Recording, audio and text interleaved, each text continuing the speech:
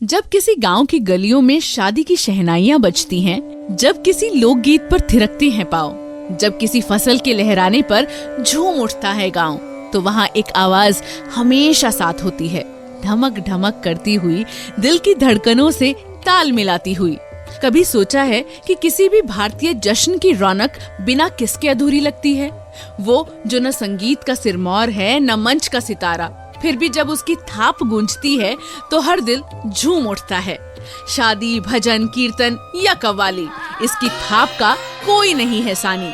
वो ढोलक की आवाज है जानी। रेडियो सिटी पर फोक कथा आरजे पायल के साथ। नमस्ते, मेरा नाम है पायल और आप सुन रहे हैं फोक कथा पॉडकास्ट की म्यूजिक सीरीज। और आज जिस इंस्ट्रूमेंट के बारे में हम बात करने वाले हैं, ये न तो महंगे स्टूडियो का गुलाम है, न किसी खास तबके की पहचान।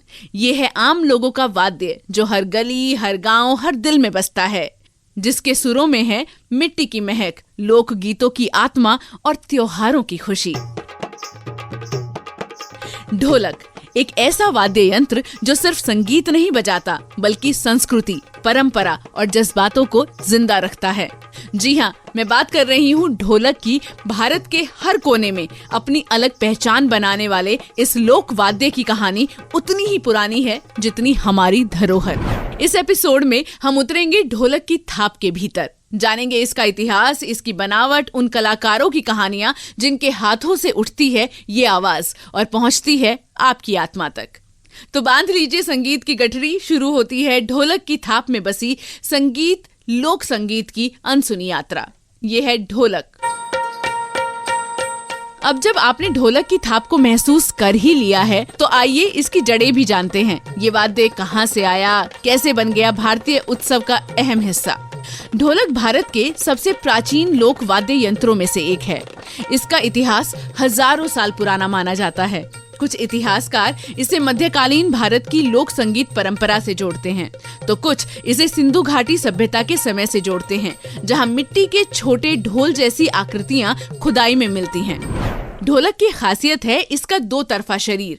एक तरफ का मुंह मोटा होता है जिससे बेस निकलता है, और दूसरी तरफ पतला जो तेज और तीखी आवाज देता है। ये संतुलन ही ढोलक को बनाता है इतना जीवंत।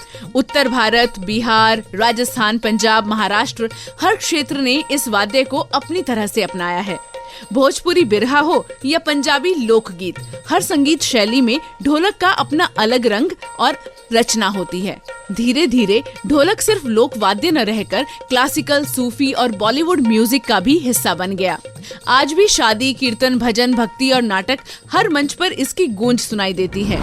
अब बात नाम की करते हैं। जो टर्म है ढोलक, ये Hindi and Sanskrit root word ढोल से आया है। ढोल संस्कृत में ड्रम के लिए इस्तेमाल किया जाता है, और जो ढोलक का अक आया है, जो अक सफिक्स है, ये रेफर करता है स्मॉलर साइज को, यानी कि जो लार्जर साइज के ड्रम्स होते हैं उन्हें ढोल कहा जाता है, और जो छोटे साइज के ढोल होते हैं उन्हें ढोलक कहा जाता है। अब इतना सुंदर इंस्ट्रूमेंट, इसे बनाया कैसे जाता है? एक ढोलक को बनने में सिर्फ लकड़ी और चमड़ा नहीं लगता, बल्कि लगती है पीढ़ियों से चली आ रही कला, मिट्टी की महक और एक कारीगर की आत्मा। एक अच्छी क्वालिटी की ढोलक बनाने में 2.5 घंटे से भी ज्यादा का समय लगता है, और कई स्टेजेस से इसे गुजरना पड़ता है। ढोलक बनाने में एक्सपर्ट कारीगर राहुल चौहान बताते हैं कि ढोलक बनाने की प्रक्रिया लकड़ी को आकार देने से शुरू होती है। सबसे पहले लकड़ी को ढोलक की संरचना में ढाला जाता है और फिर उसे अंदर से खोखला किया जाता है। इसके बाद ढोलक के दोनों सिरों पर चमड़ा लगाया जाता है। खास बात ये है कि एक तरफ मेल बकरी या भैंसे का चमड़ा होता है और दूसरी तरफ फीमेल का चमड़ा यूज किया जाता है। इस प्रक्रिया से ढोलक में दोनों सिरों से अलग अलग स्वर निकलते हैं। चमड़ा लगाने से पहले इसे विशेष मसाले से तैयार किया जाता है, जिससे एक सिरा भारी और दूसरा हल्की आवाज देता है। इसके बाद चमड़े को कसकर बांधा जाता है, सिलाई की जाती है और छोटे लोहे के टुकड़े लगाकर ढोलक को फाइनल रूप दिया जाता है। ढोलक की मेन बॉडी आमतौर पर शीशम, आम, बीजा, सागौन या नीम की लकड़ी से बनाई जाती है। इनमें बीजे की लकड़ी से बने ढोलक सबसे महंगे होते हैं। जबकि आम की लकड़ी से बने ढोलक किफायती होते हैं। लकड़ी को महीनों सुखाया जाता है ताकि उसमें नमी ना बचे और थाप में गूंज बनी रहे। इसके बाद लकड़ी को बेलनाकार आकार में खोदा जाता है, फिर दोनों सिरों पर खींची जाती है असली चमड़े की परत, एक मोटा बेस के लिए और एक पतला हाई टोन के लिए। इन चमड़ों को बांधने के लिए उपयोग होता है चमड़े की डोरियों या स्टील के हुप्स का, जो पूरे वाद्य को कसकर पकड़ते हैं और ट्यूनिंग में मदद करते हैं। चमड़े या सूत की रस्सी के द्वारा इसको खींचकर कसा जाता है। ढोलक की थाप को और सुरीला बनाने के लिए दाएं वाले हिस्से पर अक्सर एक खास काली परत स्याही या गब लगाई जाती है, जो साउंड को केंद्रित और खनकदार बनाती है। भारत में आज भी सैकड़ों गांवों में ढोलक हैंडमेड होती है, जैसे उत्तर प्रदेश के मिर्जापुर, बिहार के सीवान, राजस्थान के टोंक और महाराष्ट्र के पुणे में। हर क्षेत्र की ढोलक की बनावट में थोड़ा फर्क होता है, जैसे किसी की थाप भारी तो किसी की आवाज नुकीली होती है। ये गाने और डांस के साथ बजाई जाती है। ये एक मेन ताल वाद्य है। पुराने समय में ढोलक का इस्तेमाल पूजा, प्रार्थना और नृत्य गान में ही नहीं, बल्कि दुश्मनों पर प्रहार करने, खूंखार जानवरों को भगाने, समय व चेतावनी देने के साधन के रूप में भी किया जाता था। अब बात करते हैं ढोलक के प्रकारों की और उसकी कीमत की। आमतौर पर 4 प्रकार के ढोलक बनाए जाते हैं। बकरे की खाल वाला ढोलक, जो कि करीब 650 रुपए तक मिल जाता है। दूसरा है भैंस और बकरे की खाल वाला ढोलक, जो कि करीब 1000 से 1100 रुपए के बीच में आता है। तीसरा है रिंग वाला पुड़ी ढोलक, जो कि 850 रुपए करीब आता है। और चौथा है स्पेशल नागौरी पैटर्न वाला ढोलक, जो कि 1500 रुपए तक आता है। और जगह और दुकान के हिसाब से इसके प्राइस बढ़ते और घटते भी रह सकते हैं। तो अगली बार जब आप किसी कीर्तन या लोकगीत में ढोलक सुने तो याद रखिए उस थाप के पीछे किसी कलाकार के हाथों की महीनों की मेहनत छुपी हुई है। अब बात ढोलक के वेरिएशन साइजेस की भी करते हैं। भाई अलग अलग साइजेस में ढोलक आती है। एक तो स्टैंडर्ड साइज होता है, जो कि बैलेंस और वर्सेटाइल प्लेइंग के लिए यूज किया जाता है।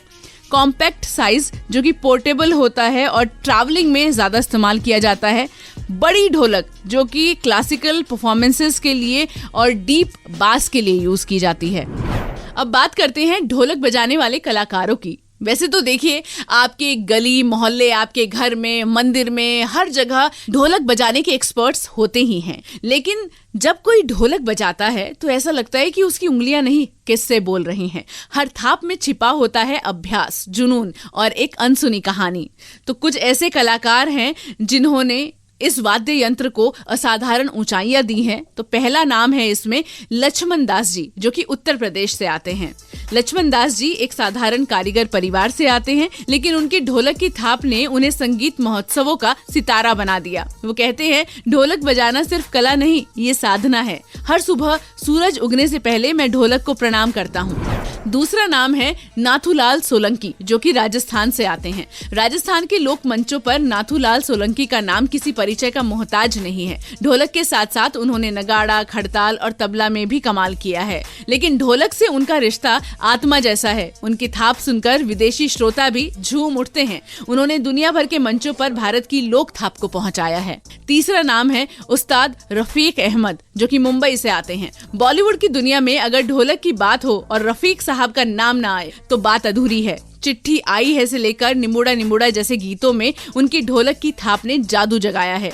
वो मानते हैं, जब तक ढोलक में दिल नहीं डूबेगा तब तक सुनने वाले का भी दिल इससे नहीं जुड़ेगा। बीकानेर में जन्मे कम्मू उस्ताद ख्यात नाम शास्त्रीय गायकों के साथ संगत में नामवर हुए। लंबे समय तक जागरणों, भजनों, आयोजनों में उन्होंने अपनी ढोलक की थाप से नए रंग भरे। इन वादकों ने न केवल ढोलक को सम्मान दिलाया, बल्कि इसे एक म्यूजिकल भाषा बना दिया, जो शब्दों से नहीं थापों से बात करती है। इनकी उंगलियां जब चलती हैं तो लगता है जैसे वक्त थम गया हो और सिर्फ म्यूजिक बोल रहा हो। लेकिन आज ढोलक का क्या स्वरूप है और आने वाला फ्यूचर कैसा है? क्या आज के युवा भी ढोलक में उतनी ही रुचि लेते हैं जितनी कि कभी उनके दादा, परदादा या उनकी बुआओं ने, मौसियों ने ली होगी? सच्चाई ये है कि ढोलक आज भी जिंदा है, नए रंग में, नए ढंग में, फोक म्यूजिक फेस्टिवल्स में, रियलिटी शोज में, यूट्यूब चैनल्स और इंस्टाग्राम रील्स में, हर जगह इसकी थाप सुनाई देती है। ढोलक अब सिर्फ मंदिरों या शादियों तक सीमित नहीं है, बल्कि लाइव बैंड्स, फ्यूजन म्यूजिक और सिनेमा का भी अभिन्न अंग बन चुकी है।